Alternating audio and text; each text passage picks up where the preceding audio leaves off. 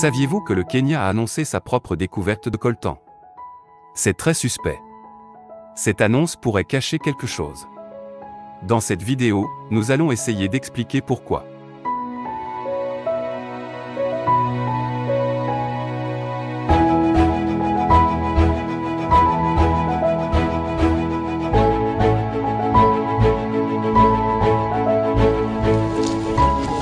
We're extremely excited to know that Embu County has good deposits of coltan that is used for making communication gadgets like phones, among others.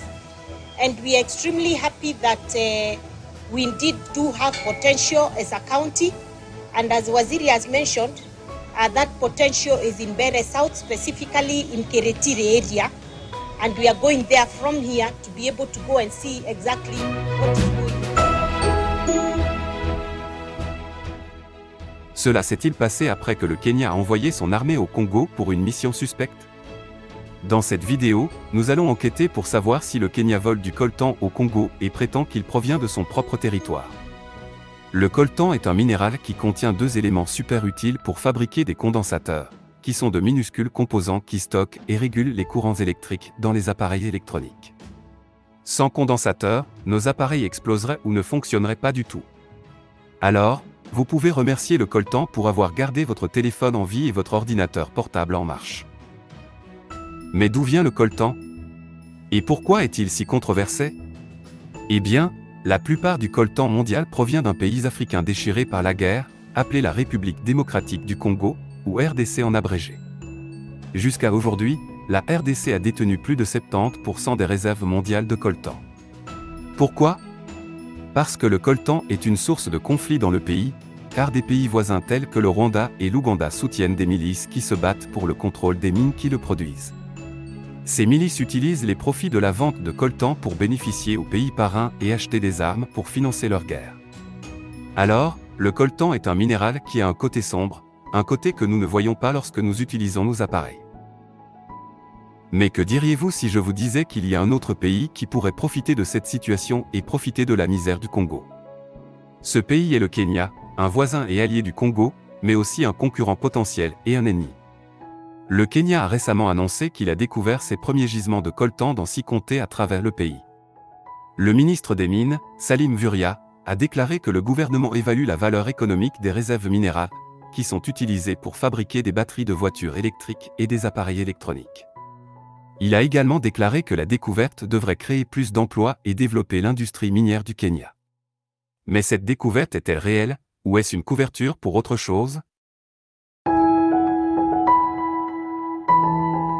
Certaines personnes ont exprimé des doutes et des soupçons sur la revendication du coltan par le Kenya, et elles ont des raisons valables de le faire.